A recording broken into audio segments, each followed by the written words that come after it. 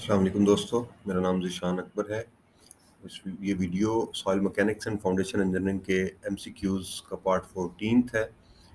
इस वीडियो में हम वाटर कंटेंट ऑफ सॉइल को डिस्कस करेंगे। इससे रेलेवेंट एमसीक्यूज़ हैं, 16 एमसीक्यूज़ हैं अप्रॉक्सीमेटली। तो वीडियो शुरू करने से पहले आपसे रिक्वेस्ट है कि मेरा चैनल ज़रूर सब्सक्राइब करें और बेल आइकन को प्रेस करें, और अगर आपको वीडियोज़ पसंद आती है तो उन्हें लाइक करें और अपने दोस्तों के साथ शेयर ज़रूर करें।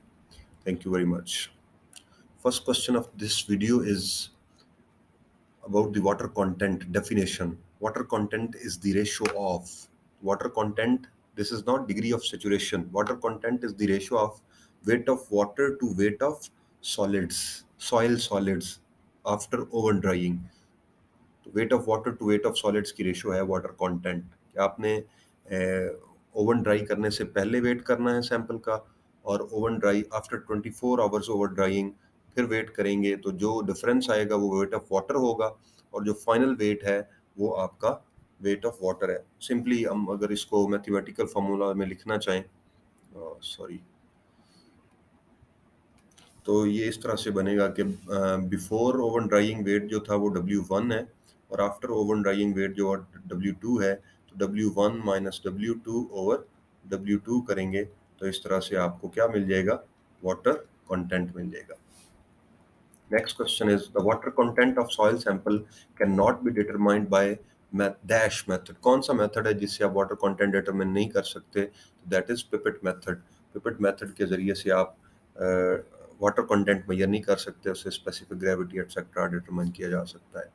Next question is in oven drawing method the soil sample is kept for about dash in the oven. इसमें ड्यूरेशन है डैश आवर्स, 24 आवर्स के लिए अप्रॉक्सीमेटली हम रखते हैं, और टेम्परेचर रेंज जो है उसकी that is from 105 degree centigrade to 110 degree centigrades. तो आप इस टेम्परेचर तक सॉइल सैंपल को 24 आवर्स के लिए ओवन में ड्राई करते हैं। Temperature for oven drawing when an organic sample is kept in oven for its water content determination. अगर आपके पास सॉइल जो है दैट इज ऑर्गेनिक सॉइल, तो फिर उसके लिए ये नॉर्मल सॉइल्स के लिए टेम्परेचर है जो 105 से 110 है, लेकिन अगर सॉइल ऑर्गेनिक है और आप उसका वाटर कंटेंट डिटरमिन करना चाह रहे हैं, तो उसका जो टेम्परेचर है that will be 60 degree centigrades. इसको माइंड में रखना है। और अगर केमिकल्स वगैरह हों उसके अंदर, तो फिर आप 80 डिग्री सेंटीग्रेड रखते हैं, अगर आपकी सॉइल साइड पे केमिकल्स आ जाएँ या इस तरह के कुछ मिनरल्स आ जाएँ। Dash method is adopted where water content is to be quickly determined for the purpose of proper field control। अगर आपके पास टाइम की कमी है और आपने प्रॉपरली उसका फील्ड को भी कंट्रोल रखना है, मतलब आपने क्विक डिटर्मिनेशन भी करनी है और आपको एग्जैक्ट रिजल्ट्स भी चाहिए वाटर कंटेंट के, तो उसके लिए जो मेथड यूज होता है that is calcium carbide method. In calcium carbide method the gas produced, कि जब कैल्शियम कार्बाइड मेथड को आप साइट पे अप्लाई करेंगे फील्ड के अंदर कंट्रोल्ड फॉर्म में, तो उससे जो गैस प्रोड्यूस होती है दैट इज एसिटाइलिन या इथाइन भी इसको कहते हैं। इसका जो फार्मूला है that is CH triple bond CH। ये इथाइन है, अल्काइन फैमिली का एक मेंबर है, अल्काइन फैमिली का मेंबर है, फर्स्ट मेंबर है जिसको हम इथाइन कहते हैं, that is also acetylene. Next question is in pycnometer method dash is necessary to be accurately determined.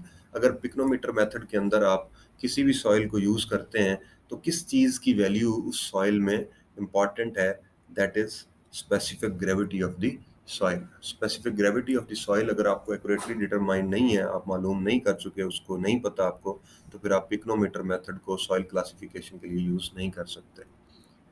Water content of a soil deposit in the in situ condition.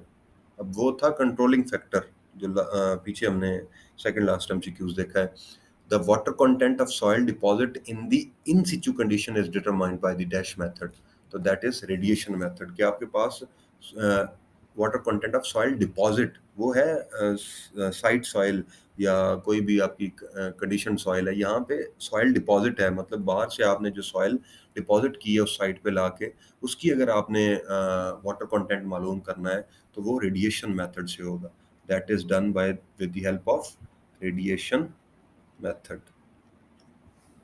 Next question is water content is a dash relationship. ये कौन सा relationship है? हमने water content का formula देखा है, water content is equal to weight of water to the weight of solids. It means this is a weight relationship. Simply its answer is weight relationship. ये volume या volume weight या weight volume relationship नहीं है. Next question is when water content of a soil increases, then its dry density. कि जैसे जैसे आप water content को इंक्रीज करते जाएंगे तो ड्राई डेंसिटी का हमने एक फॉर्मूला पढ़ा हुआ है, gamma d is equal to bulk density divided by 1 plus w. This is water content. तो ये जैसे जैसे इंक्रीज करेगा, ये क्योंकि डिनोमिनेटर में है तो gamma d की वैल्यू डिक्रीज करती जाएगी, तो इसका आंसर जो है दैट इज रिड्यूसेस. तो ड्राई डेंसिटी रिड्यूसेस, जैसे जैसे वाटर कंटेंट बढ़ाएंगे वैसे वैसे ड्राई डेंसिटी जो है वो कम होती जाएगी. नेक्स्ट क्वेश्चन है at OMC optimum moisture content पे डैश इज मैक्सिमम. तो हमें पता है ऑप्टिमम मॉइस्चर कंटेंट पे जो ड्राई डेंसिटी है दैट इज मैक्सिमम. तो इस क्वेश्चन का जो आंसर है that is dry density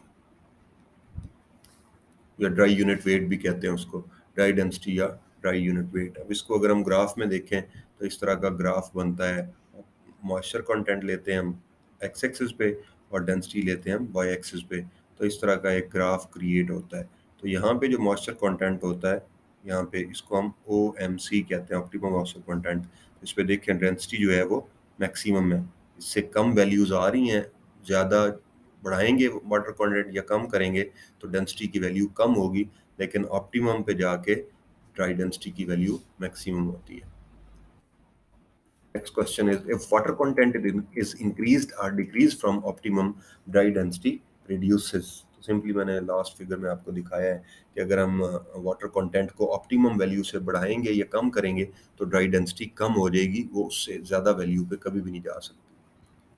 For a fully saturated soil, the water content is, अब हमने एक फॉर्मूला देखा था, SE is equal to WG. इस तरह का फॉर्मूला है. अगर S जो है आपका 1 है for fully saturated soil, S is equal to 1. जब S 1 है तो E will be equal to WG. ये फॉर्मूला आ गया. और वाटर कंटेंट क्या होगा फिर, E बाय G. Mean this is ratio of void ratio and specific gravity of soil. इसको GS कह दें या G कह दें, स्पेसिफिक ग्रेविटी है. तो simply this is E over GS. Water content will be ratio of void ratio and specific gravity of the soil. Next question is for a fully dry soil, water content is, a fully dry soil के लिए SE is equal to WG होता है. तो S जब 0 है it means W will be equal to 0. So water content is 0. जारी बात है उसमें पानी है ही नहीं, fully dry soil है तो उसका water content 0 होगा. Next, water content of a soil with G specific gravity 2.7.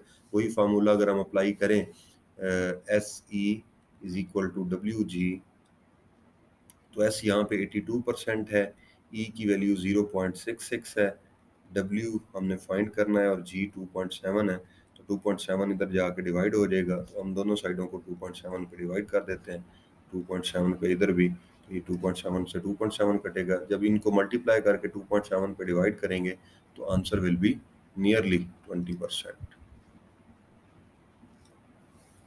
ये इसका आंसर है, water content will be nearly 20%. Which method is, ये एक्स्ट्रा क्वेश्चन है जो हर वीडियो में आपके साथ शेयर करता हूँ. Which method is mostly use in laboratories for water content determination. Water content को डिटरमिन करने के लिए लैब्स के अंदर ज़्यादातर मेथड जो यूज़ होता है that is oven drawing method. ये एक इम्पॉर्टेंट क्वेश्चन भी है, इसलिए मैं इसको कुछ वीडियोज़ में रिवाइज करता रहता हूँ. Thank you very much. अगर आपको मेरी वीडियो पसंद आए तो अपने दोस्तों के साथ शेयर करें, इसको लाइक करें और चैनल को सब्सक्राइब करें और बेल आइकन प्रेस करें. Thank you very much. आपको मिलते हैं नेक्स्ट वीडियो में. तब तक अपना ख्याल रखिएगा. अल्लाह हाफिज़.